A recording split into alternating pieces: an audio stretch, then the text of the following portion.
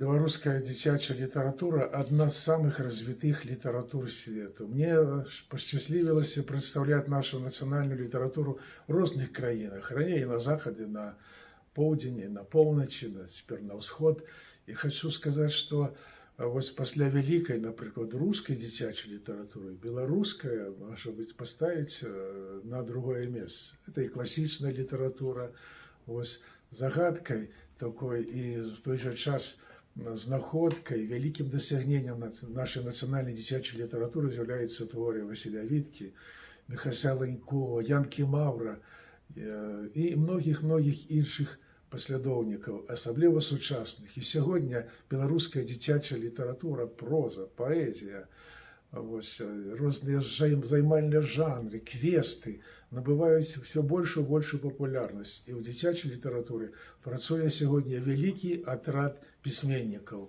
І больш за ўсё кніг з'яўляецца якраз для дзяцей. Гэта выдатна, таму што мы імкнемся як мага больш перадаць юным чытачам любові да сваёй радзімы, да нашага народа, да працы, да высокіх мараў, высокіх планаў, тому што дзеці – наша будучыня.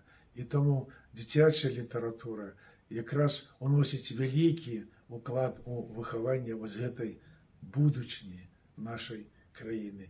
Хочу сказаць, што я таксама вельмі плённа працую ў дзіцячай літаратуры, пішу апавяданні, вершы, казкі, самыя розныя займальныя малыя жанры. І вельмі шчаслівы, што мае кнігі, а іх ужо каля 60, адрасаваныя дзецям, вельмі хутка разыходзяцца. Многія творы уключаны ў хрэстаматы, чытанкі, падручнікі. Яны перакладаюцца на іншыя мовы.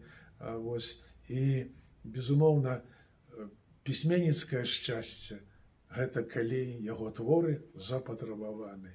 А калі яны запатрабаваны юнымі чытачамі, гэта асаблівае пісьменніцкае шчасце. Я хочу пожадаць юным чытачам як мага часцей набываць кнігі, сустракацца з пісьменнікамі, заходзіць в бібліятэкі, чытаць і чытаць, наталяць душу прыгожым, высокім, родным словам, і беларускім, і рускім словам, узбагачаць сябе, бо літаратура для дзяцей назапасіла столькі многа адметнага, важнага, патрэбнага таго, што чалавека робіць чалавекам.